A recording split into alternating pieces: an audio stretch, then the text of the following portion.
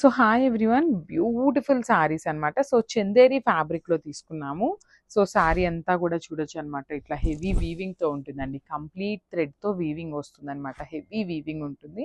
So చూడొచ్చు మనకి శారీ అంతా కూడా క్రీమీ కలర్ బేస్ మీద డార్క్ బేబీ పింక్ కలర్తో ఇట్లా peacock design all over jaal design ఇచ్చేసారనమాట.